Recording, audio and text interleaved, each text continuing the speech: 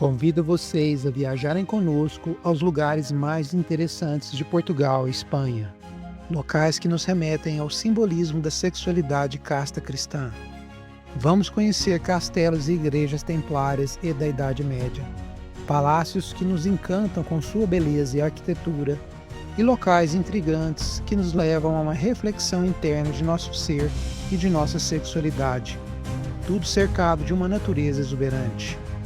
Venha conosco ver em loco os ensinamentos sobre a sexualidade casta das damas e cavaleiros ibéricos, conforme o livro de minha autoria, Sexo Casto, a arte de fazer amor à luz das escrituras e da ciência. Sou Sandro Paiva, especialista em psicologia analítica, teologia contemporânea e sexualidade. Começamos a nossa viagem em Lisboa, onde conheci o Castelo de São Jorge, um castelo dedicado ao padroeiro dos cavaleiros. Nós estamos no Castelo de São Jorge. São Jorge é o santo guerreiro, né? Era um soldado romano que se converteu ao cristianismo. E os elementos simbólicos que tem nessa história é que ele, montado em seu cavalo, né? Ele vai matar o dragão na lua. A lua é um elemento do obscuro, né? Da nossa noite interior. E o dragão é o inimigo. E no meu livro eu até cito um pouco sobre a gente ser o cavaleiro, a gente ser esse cavaleiro que vai combater esse dragão da luxúria, que é o dragão, que é uma força terrível que tem dentro de nós, que nos faz cometer atrocidades na questão sexual. Então ele é esse símbolo de se combate à luxúria, esse dragão interior que cada um de nós temos, tem que ser combatido. Esqueci de mencionar que ele mata o dragão para salvar a princesa. E a gente vê o contexto sexual por trás da lenda. E somente sendo casto, ele tem direito a conquistar a princesa. Para um cavalheiro, a sua dama é o que há de mais sagrado, só abaixo de Deus. Ou talvez a sua união com a dama seja a própria manifestação do divino. Pois a relação sexual casta é o ápice do prazer espiritual.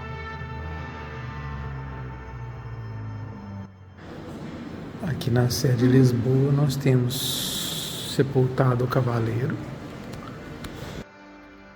Esse leito ele guarda a espada, né? Combateu um bom combate. E aqui ao lado a sua dama, representada com leitura bíblica, realizando a leitura. Isso na sede de Lisboa. Um casal, cavaleiro e dama. Essa veneração do cavaleiro pela dama está expressa nas obras de várias edificações, como na cidade de Sintra, na Quinta da Regaleira, um lugar construído pelo casal Antônio e Perpétua Carvalho Monteiro, no início do século XX.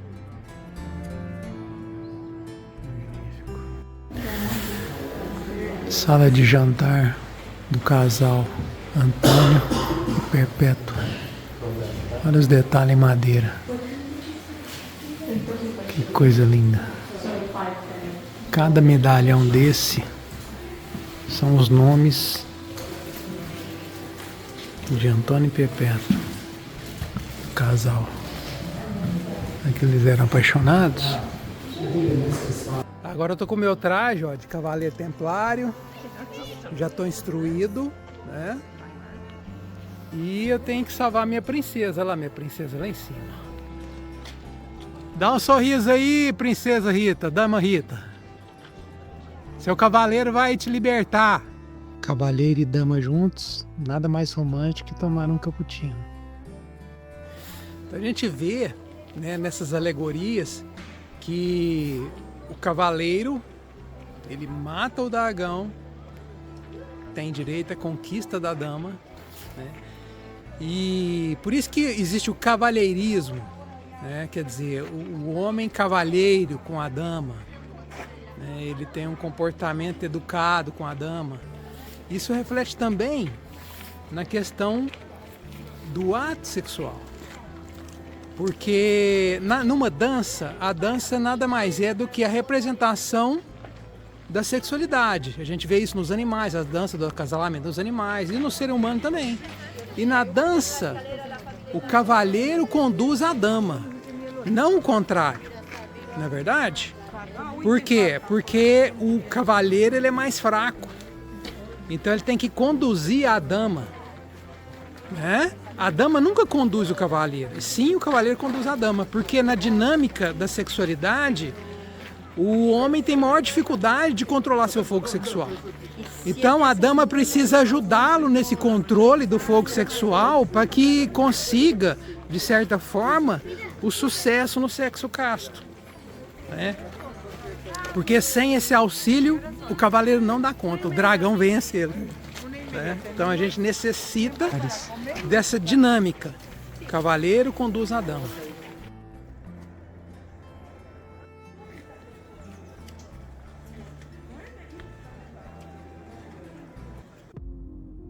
Chegamos ao Poço da Regaleira, um local que nos convida a uma reflexão interna, entrar em nosso inconsciente, em nossa sombra, para poder compreender e enfrentar os nossos medos e desejos reprimidos. São eles que aparecem em nossos sonhos, sonhos eróticos que expõem o desejo reprimido, mas que não devem ser realizados, e sim compreendido pela simbologia. Deus sempre dá um recado com sua linguagem simbólica para buscarmos o autoconhecimento e a santificação. Gruta do Labirinto. Gente, olha que loucura. Aí é água embaixo, tem até um patinho lá, ó. E aí vai. Aqui sai nessa janela que dá na água. Tem uma pessoa chegando aqui. Aqui não se enxerga nada. Aí você liga a luz, sai por aqui. Abre uma câmara aqui. Várias janelas. Mais câmara aqui. Essa gruta aqui é igual à vida da gente. Às vezes você tá na escuridão, mas você vê uns fachos de luz apontando para onde tá o caminho. Mas você não consegue chegar, parece que a luz ela brilha para te animar para você prosseguir, mesmo durante um tempo no escuro, mas para a gente continuar o caminho, né? Cristo ele dá um brilho nas nossas vidas, mas a gente tem que sempre que enfrentar algumas escuridões, mas não perder a fé, porque a vida é assim. E ainda vai gotejando água do teto, que é calcárico. E assim vai.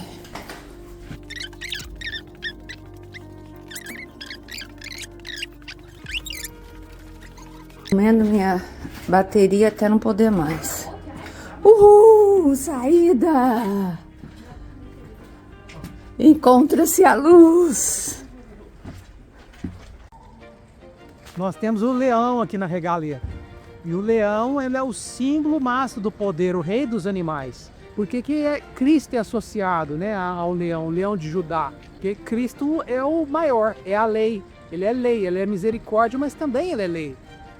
E o leão, ele é um animal que ele é todo dourado, como se fosse a representação divina em um animal, que ele tem a juba, que simboliza esse dourado, o próprio sol, né? Que nas culturas antigas era o poder máximo, a simbologia do divino, do máximo do divino. Por isso que o ouro é tão venerado, porque o ouro é a materialização também de forma mineral do sol, do divino. Todas as manifestações de Deus foram com muita luz, brilho. Então nós temos também essa representação aqui do leão nesse jardim aqui na Terra das Regaleiras. Chegou a hora de subir a serra. Vamos para o Palácio da Pena e o Castelo dos Mouros. O Palácio da Pena parece um castelo da Disney. E estava lotado de pessoas. Saímos logo, não gostamos. Esse aqui onde eu estou é o Castelo dos Mouros. Aqui foi o primeiro Castelo dos Mouros, por volta de 800 depois de Cristo. E aí os templários conquistaram esse castelo aqui em Sintra e estabeleceram o seu castelo, né?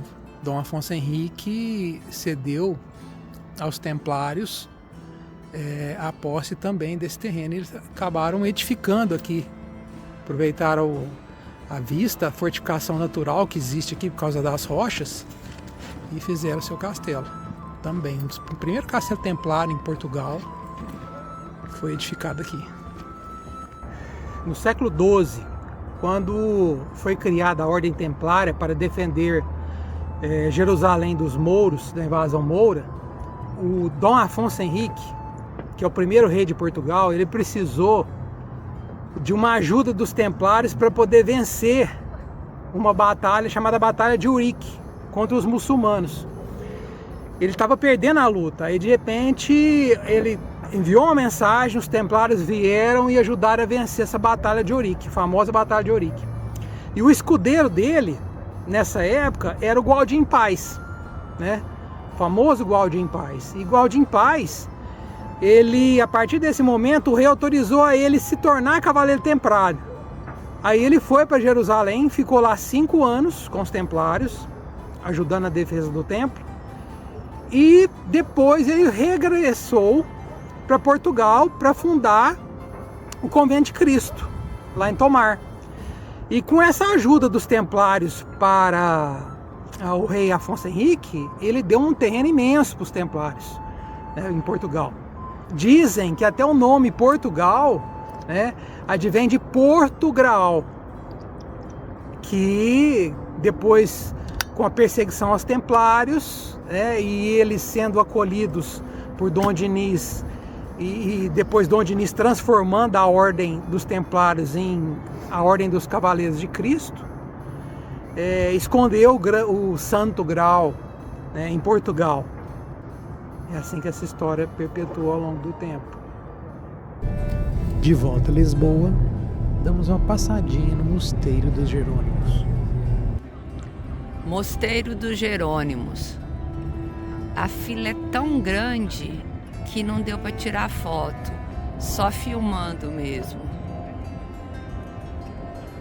Olhem só, gente. Museu dos Coches em Lisboa. A maior coleção de carruagens que existe hoje no mundo. Existe um ensinamento bem antigo que fala que nós somos como uma carruagem, a Fomoés, né? Onde os nossos instintos, né, os nossos defeitos de caráter são como esses cavalos aqui, né? Que tem um impulso que precisa de um controle, um domínio. Esse domínio, ele é feito pelo cocheiro, que fica nesse lugar. O cocheiro, ele guia, mas o cocheiro é a nossa mente, né? É a nossa mente que ordena e controla esses instintos. Só que existe uma pessoa que manda no cocheiro, que é o dono da carruagem, que fica ali dentro, que é a nossa consciência. Então a nossa consciência, o nosso íntimo, né?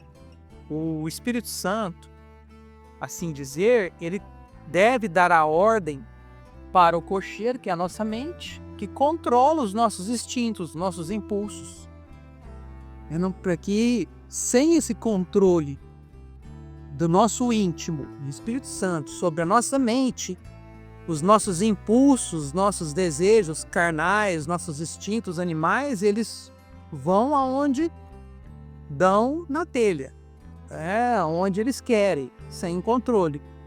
Igualmente a gente vê essa alegoria com Jesus. Jesus, quando entra em Jerusalém, ele entra montado em um burro. Quer dizer, a mente de Cristo, ela tem que dominar o animal, e assim a gente trilhar esse caminho espiritual com êxito. Saímos de Lisboa e fomos para Tomar, a cidade mais templária que existe. Estamos no Convento de Cristo, convento criado por Gualdim Paz, cavaleiro templário. Nós estamos na capela do Mosteiro de Cristo. Essa capela foi construída por Gualdim Paz. Antes de ser construída, Gualdim Paz estava na Terra Santa e lá, convivendo com os outros cavaleiros, ele inspirou na construção dessa capela aqui o Santo Sepulcro, lá em Jerusalém. Então a gente vê que toda a forma dela, né, imita o Santo Sepulcro. O que eu acho mais interessante nessa igreja é que a cúpula exterior, pelo menos é o que vem a minha intenção, minha intuição, né, visitando essa igreja, é que existe uma construção externa, né, como a igreja externa, como o nosso corpo físico, né, que é representado. A maioria das igrejas antigas é a representação do corpo humano, né, do corpo de Cristo, o corpo humano. E dentro da igreja existe uma outra igreja, quer dizer, uma igreja dentro de uma igreja, quer dizer, a parte central, né, o coração da igreja, que seria a morada do Espírito Santo dentro de nós. Um templo dentro de outro templo, dentro do nosso corpo humano. A noite está chegando e temos que ir na igreja de Santa Maria do Olival, uma igreja templária bem controversa.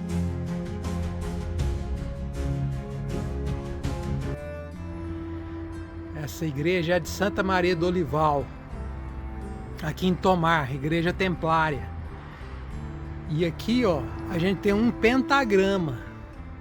Quem construiu essa igreja foi Gualdim Paz, cavaleiro templário.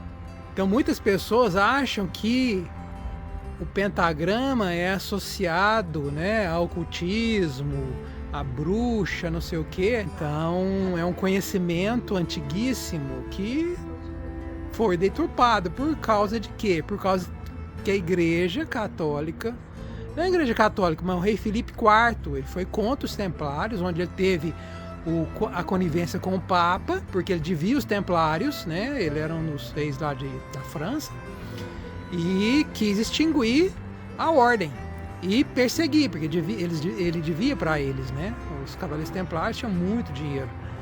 E aí isso acusou eles de heresia e tudo mais, né? Para justificar o extermínio, e conseguiu o extermínio, mas em Portugal eles receberam apoio.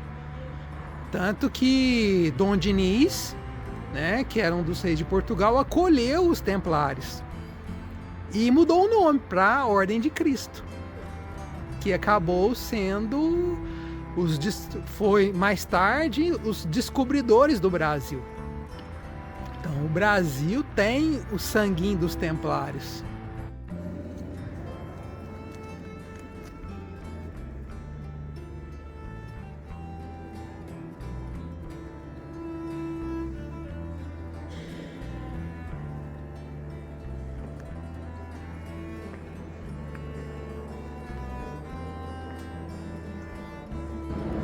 Símbolo da igreja. E aí? É pagão ou é cristão?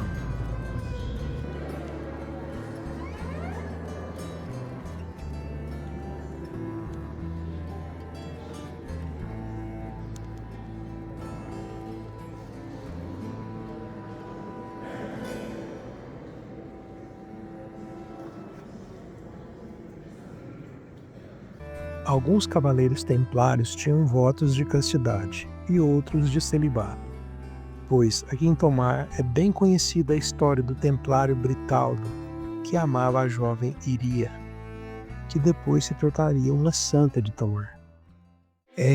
Chegou a hora de ir ao Alentejo, região das cortiças e das oliveiras.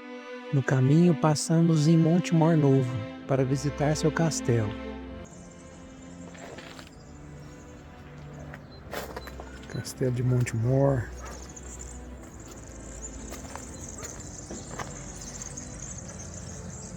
Uma coisa interessante da gente perceber aqui em Montemor, nessas ruínas judaicas que tem também, ó, que são a casa deles, ó.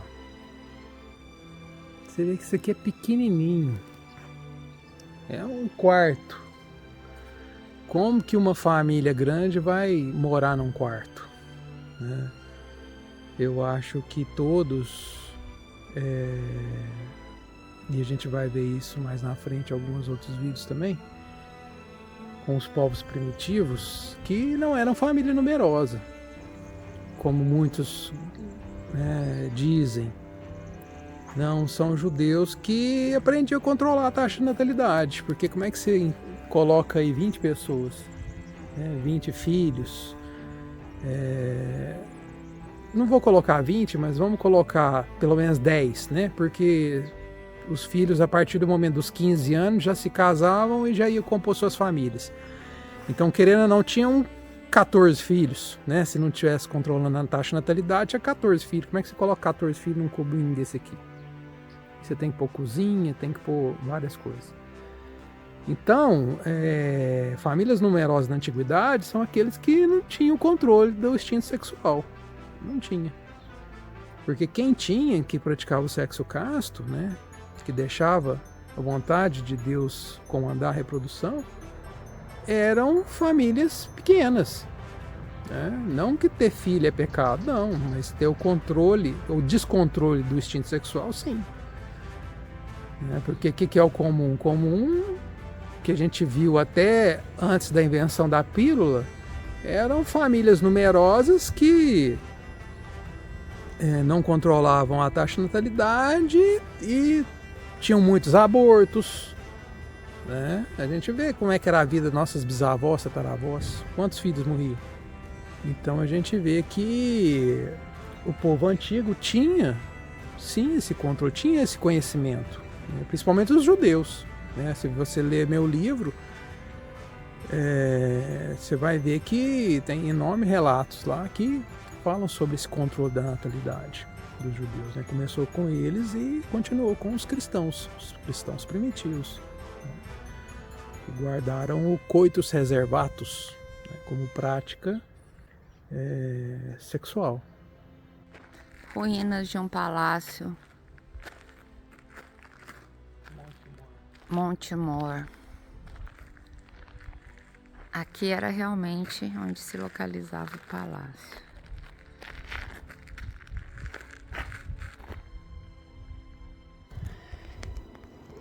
Eu estou de frente aqui em Montemor, Portugal, a igreja de São João Batista, talvez uma das igrejas mais antigas aqui em devoção a São João Batista de Portugal. E São João Batista, né? É bom a gente trazer essa informação. Ele foi o precursor de Jesus, né? Ele que teria que vir para mostrar o Salvador, né? Ao qual ele mesmo disse que não era digno de retirar as suas sandálias. E por que será que Jesus foi batizado por São João Batista? Quem era São João Batista? São João Batista, ele era um essênio. E por ser essênio, o que caracteriza o povo essênio? O povo essênio se caracteriza pela castidade, né? Era um povo extremamente casto.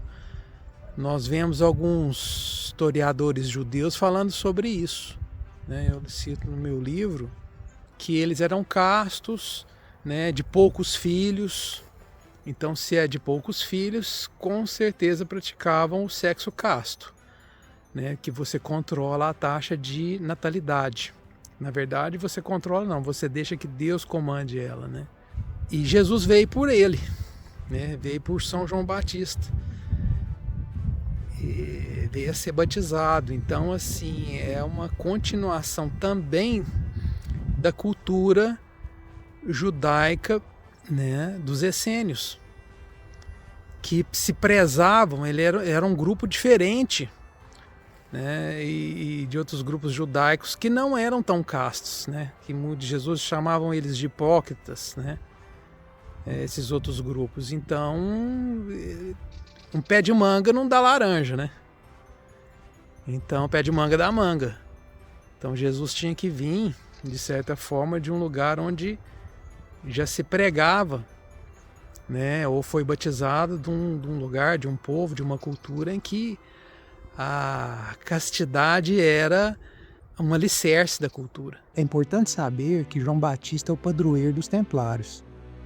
Curiosamente, em uma famosa obra da Idade Média, especifica-se e relaciona demônio ao pecado e o santo à oração. João Batista é mencionado como estando em combate a Asmodeu, que representa o pecado da luxúria, o que reforça o entendimento tradicional da relação entre batismo e castidade. E isso nos dá uma pista sobre o real sentido do Santo Grau, pois não podemos separar os ícones templários de devoção, a castidade, o batismo e o cálice do grau. Nosso próximo destino é a cidade de Évora, uma cidade com mais de 2.000 anos de história. O centro de Évora fica todo dentro dessa muralha. Depois a cidade foi crescendo para fora, mas o início da cidade é todo dentro dessa muralha. Começamos a nossa visita na Grande Catedral de Évora, uma catedral que pode ser visitada pelo seu teto. Também possui símbolos enigmáticos que atiçam a nossa imaginação. Na Catedral de Évora tem o pentagrama também. O pentagrama é uma estrela e também possui a forma do corpo humano, com braços e pernas abertos. Isso me remete à palavra de Jesus em Mateus 5, versículo 14. Sejais a luz do mundo. Missão que só pode acontecer através da santificação do corpo, na edificação completa do templo do Espírito Santo. Catedral de Évora, que por ser gótica, possui a arquitetura do corpo humano, ou corpo de Cristo, segundo alguns pesquisadores, pois o corpo humano foi a primeira igreja a ser construída por Deus, o templo do Espírito Santo. Assim, seria prudente expressar essa arquitetura ao longo do tempo. Entra-se no corredor e se depara com a pia ou bacia batismal, localizada também na bacia do ser humano, local das águas da vida, dos fluxos sexuais. Essa energia criadora continua a percorrer o corredor ou a coluna até chegar no púlpito, coração, para depois ascender ao altar, a cabeça de Cristo. Esse é o caminho de ser todo Cristo, de santificar a estrutura humana, começando pela castidade, que é a base do templo, e seguir ascendendo para o emocional, intelectual, até o espiritual, que vai além da mente. A pia batismal da Catedral de Évora. Na entrada do lado esquerdo.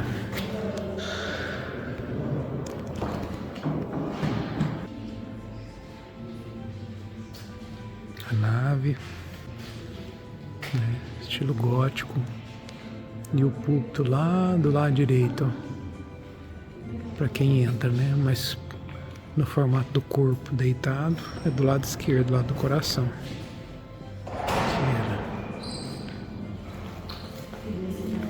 A Igreja de São Francisco em Évora também tem as mesmas configurações, inclusive a pia batismal do lado esquerdo, ou melhor, na coxa esquerda. Na Bíblia, há várias citações que falam sobre as almas que foram emanadas de suas coxas. Vamos entender um pouco mais voltando ao Convento de Cristo, para analisarmos outra alegoria sobre as águas da vida. Aqui no Convento de Cristo tem o claustro principal. Claustros são essas áreas abertas que a gente vê, né? E aqui é principal por quê? Porque aqui tem a fonte.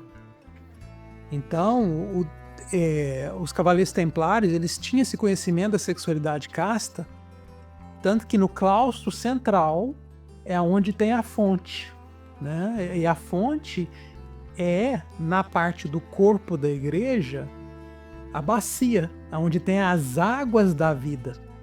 Então é na bacia do ser humano que se localiza as águas da vida, que são os licores sexuais, que é onde gera vida. A única água que gera vida são as águas sexuais.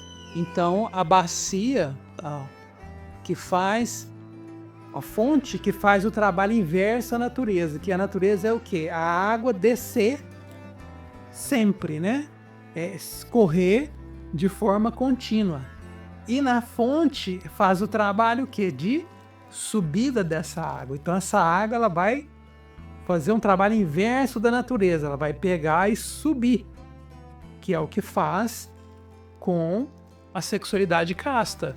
Os fluidos sexuais, em vez de ser derramados na fornicação, eles são elevados, né, da área sexual, da bacia, para a parte mais acima do cérebro. Por isso que a gente vê que lá no cérebro tem em muitas fontes na Europa, é o formato de uma amêndoa, um formato de pinha. E esse formato de pinha é uma imitação do cérebro.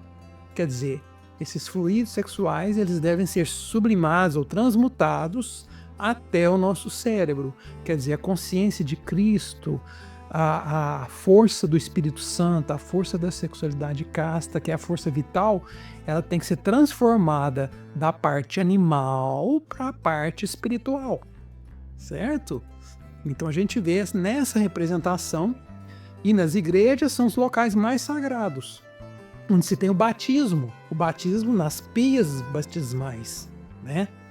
Nas bacias, e a gente vê que são localizados ali no início da entrada das igrejas, ou nas laterais. As pias batismais são nas coxas, né? Quando a gente tem a igreja no formato do ser humano, a gente tem a coxa, e na coxa é onde que tem as pias batismais. A gente vê que na Bíblia a gente fala das coxas de Abraão emanaram muitas vidas. Tem várias citações que falam que nas coxas é uma alusão ao órgão sexual, onde emanam as vidas. No Evangelho de João, capítulo 4, Jesus nos ensina o significado de fonte de água viva. Jesus diz à mulher samaritana que fará nela uma fonte que salta, quer dizer, que sai de baixo para cima, para chegar à vida eterna. Mas há uma condição, que ela tenha marido. Por que isso? Porque Jesus queria falar sobre sexualidade casta para o casal. Mas o conhecimento não é dado, porque ela não tinha marido, e sim companheiros sem propósitos de relacionamento, e muito menos de castidade no sexo. Para os que queiram se aprofundar, há várias outras menções sobre sexualidade casta e águas da vida no livro Sexo Casto. Um detalhe interessante é que os cavaleiros templários eles eram defensores do Santo Graal, o cálice sagrado, né, do mito. E o Graal é um cálice, né? É um cálice que se parece com um copo, né? E o copo tem a mesma etimologia da palavra cópula, né?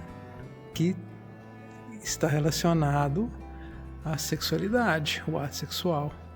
Mas a sexualidade, ela sempre teve seu lado sagrado, e os cavaleiros templários sempre souberam disso. Por isso que o osso que apoia a bacia se chama sacro, que significa sagrado, pois ele contém as águas da vida, que com a castidade organiza todo o nosso sistema endócrino e dopaminérgico, auxiliando na santificação do corpo de baixo para cima. Um processo que só pode ocorrer com um sexo com retenção seminal, proposto no livro Levítico 15. Agora podemos entender o que o apóstolo Paulo disse em 1 Tessalonicenses capítulo 4, quando diz que, para que haja santificação, devemos ter nosso vaso em santidade e honra, e não na fornicação. Vaso, que em espanhol e latim significa copo ou cálice. Estou aqui em Évora, no museu, e a gente vê essa imagem de Nossa Senhora da Conceição. Por que imagem de Nossa Senhora da Conceição, essa pintura, representa Maria acima da serpente? Porque conceição é concepção. Então, a concepção imaculada advém, Nossa Senhora da Conceição Imaculada, advém de quê? Que Maria, ela nasceu como Jesus nasceu também. Isso não é bíblico, mas é da cultura católica. Quer dizer, foi o sêmen divino que foi colocado no corpo da mãe de Maria para que ela nascesse, da mesma forma que aconteceu com Jesus. Por isso que é concepção imaculada. E isso acontece quando o quê? Quando o poder divino sobressai sobre o poder animal instintivo. Por isso que ela pisa na serpente, pisa no mal. Por isso que a concepção imaculada, ela é o contrário da concepção comum, da onde vai vir o pecado original. Então a gente vê lá em Gênesis 3,16, a gente vê que nas consequências do pecado original, quer dizer, multiplicarei grandemente a tua dor e a tua concepção. Então, o que seria? A partir do momento que está introduzido o pecado e a sexualidade se dá com o pecado, você multiplica a concepção e multiplica a quantidade de pessoas. Quer dizer, é uma sexualidade igual dos animais, que não existe um controle. Diferentemente da sexualidade casta, que é a concepção imaculada, quer dizer, a reprodução seria no tempo de Deus, na vontade de Deus, e não no descontrole humano, como os animais são. A reprodução dos animais é descontrolada. Quer dizer, os seres herdam o pecado original, quando os homens se comportam como os animais. Então, quando não se comporta com os animais, espera a graça vir de Deus e vir, a gente tem os grandes homens, que a gente vê esse exemplo bíblico. Os grandes patriarcas, as matriarcas, todos eram através de sexualidade casta, esperavam o Senhor, os nazireus. Então, aqueles que eram escolhidos desde o ventre, a gente vê isso na Bíblia. Então, é um momento em que, para a gente refletir como era sagrada a questão da reprodução, como que Deus, pelo projeto dele, queria que os seres humanos transcendessem e não fossem como os animais, que se reproduzem aleatoriamente sem um controle. E aí, com esse projeto de Deus, a gente tem a ascensão da humanidade. Quer dizer, o meu filho será melhor do que eu. A genética do meu filho será melhor que a minha genética. E assim a gente ia extinguindo o pecado original da raça humana, esperando que, no momento certo de frutificar, para depois multiplicar, quer dizer, frutos espirituais primeiro, para depois vir multiplicação, aí a gente tinha ascensão da humanidade. Por isso que no Gênesis a gente vê que a luta da humanidade, da mulher com a serpente, é o quê? A serpente morde no calcanhar, quer dizer, ela atrapalha o crescimento espiritual, mas a mulher esmaga a serpente na cabeça. Quer dizer, a castidade, a sexualidade casta, ela faz com que você consiga vencer a animalidade. E assim, porventura, ser agraciado com a concepção imaculada, que é essa forma dessa figura aqui. Do que a gente tem escrito no nosso livro, explicando em detalhes como que funciona esse processo da concepção imaculada.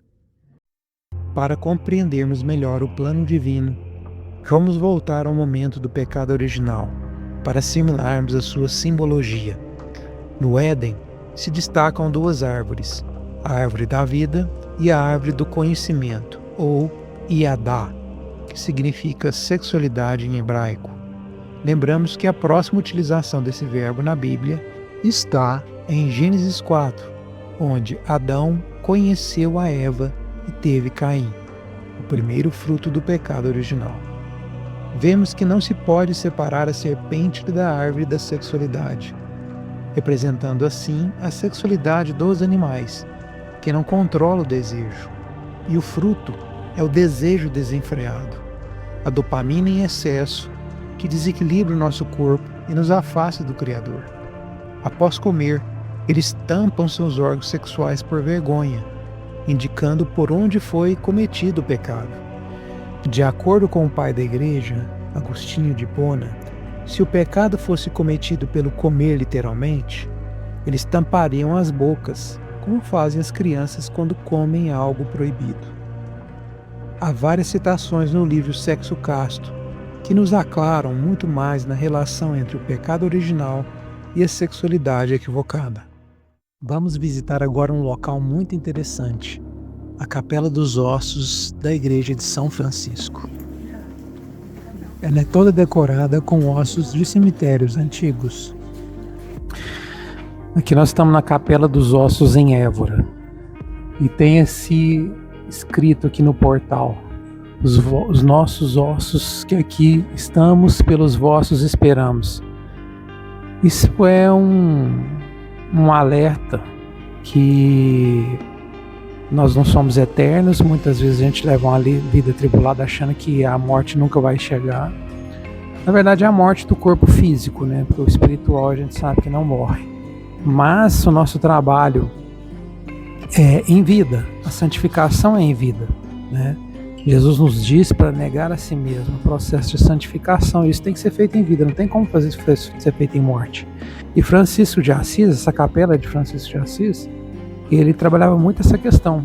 Tanto que na oração dele ele fala que é morrendo que se nasce para a vida eterna, que é aquilo que Cristo nos disse, né? O velho homem tem que morrer para o novo tem que nascer.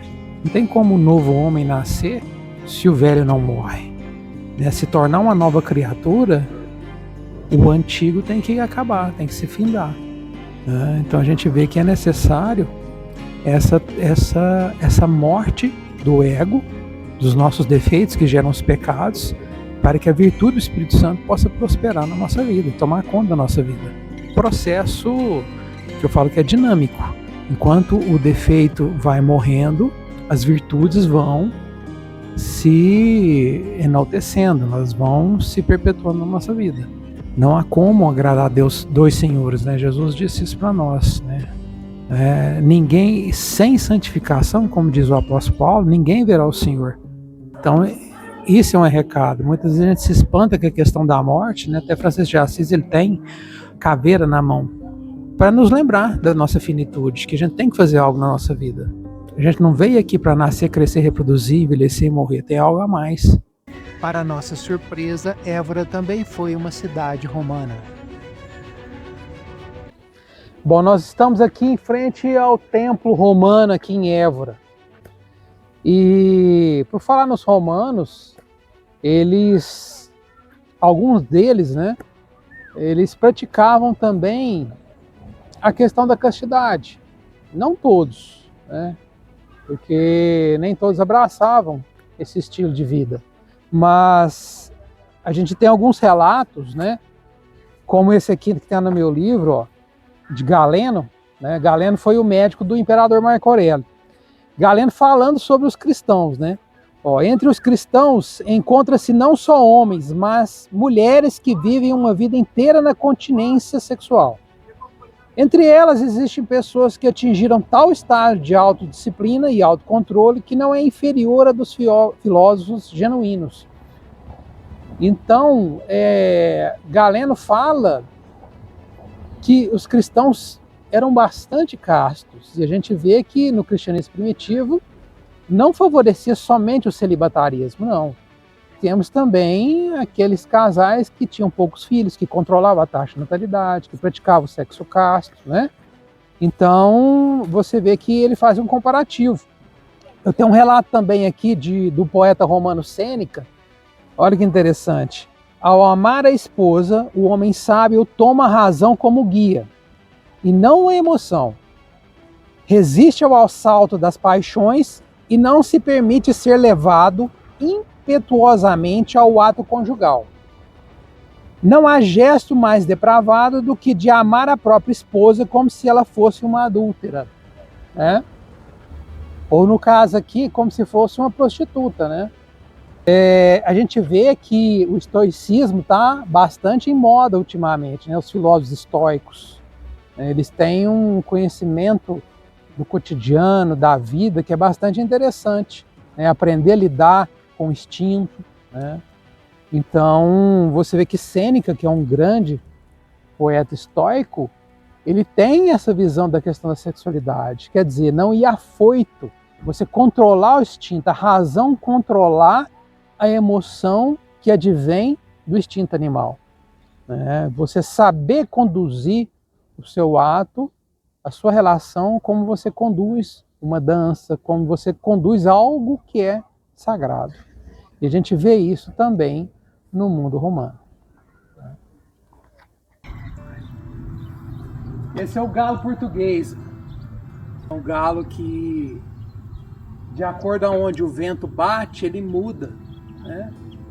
Uns falam rosa dos ventos, mas no costume europeu é um galo, né? E principalmente aqui em Portugal, o galo português. O galo tem uma história interessante também da tradição antiga, que ele ficava em cima das casas, não só na questão de apontar para onde o vento está, mas também como símbolo do vigor sexual, porque o galo é um dos únicos animais que eles ficam felizes após o coito. Até Galeno, médico grego, ele dizia que apenas o galo e a mulher ficavam felizes após o coito. Isso era um ditado popular com que a mulher, quase que sempre na história, ela nunca sentia o prazer sexual, né? Era algo que era dado ao homem, devido muitas vezes à ignorância de não saber sobre o sexo casto. O galo também é associado ao divino, ao sol. Como o leão, possui uma juba e também uma coroa de rei, sua crista.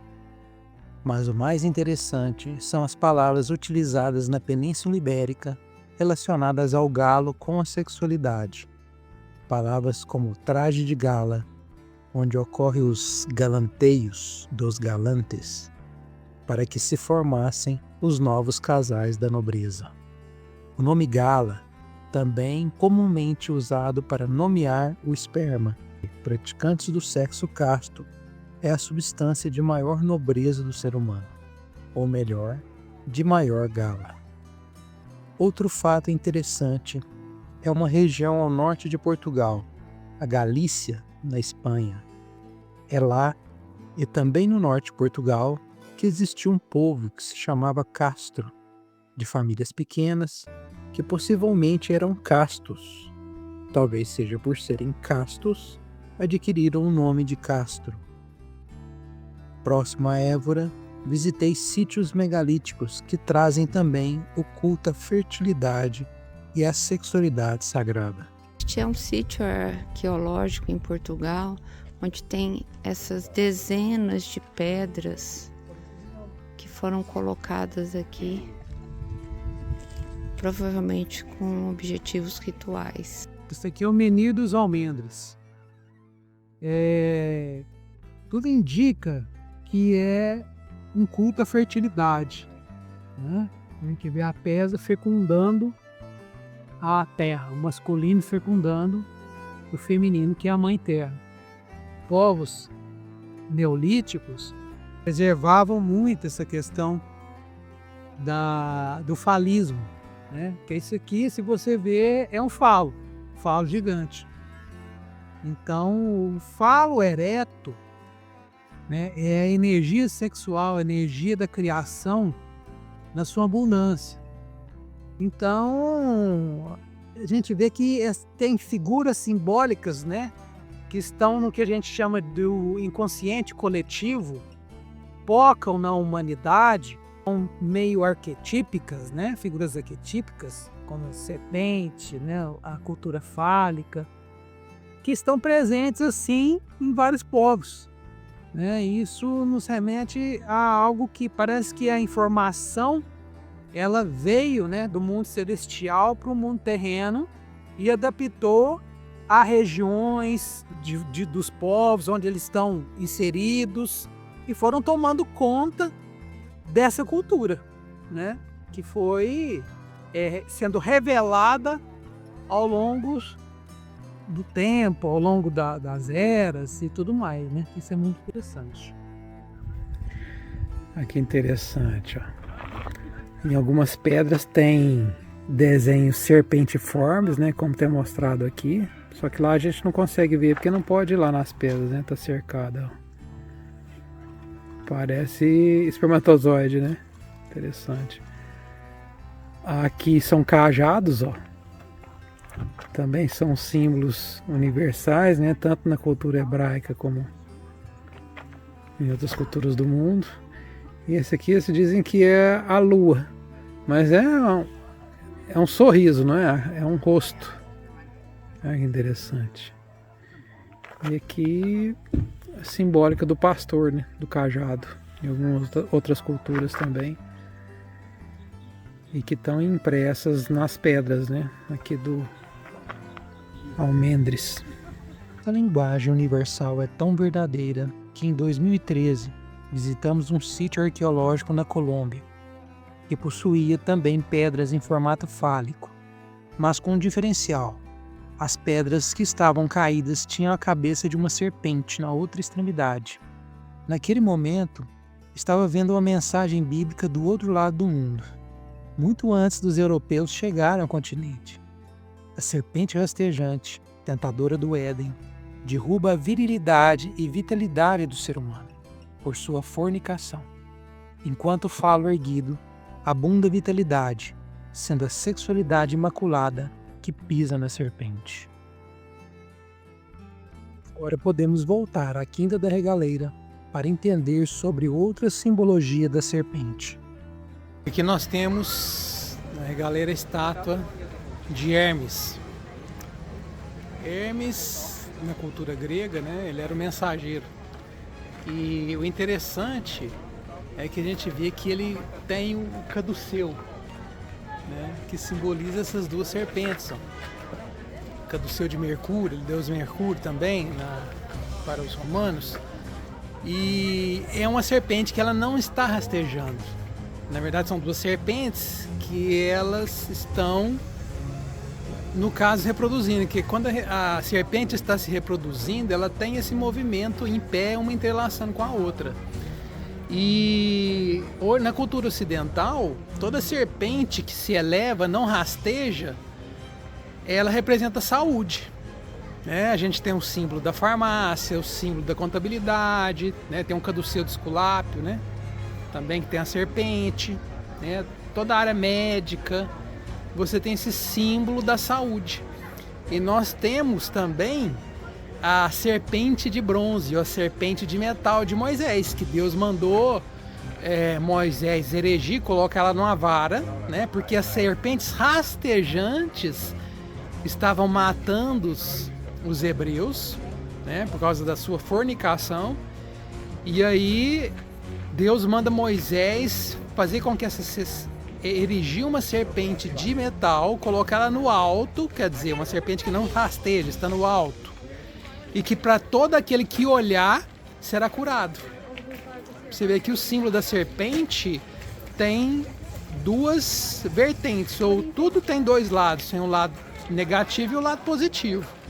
O negativo é a serpente rastejante, né, que é a serpente tentadora do Éden, e a serpente que se eleva, que cura, que é a serpente de Moisés, que está em Números.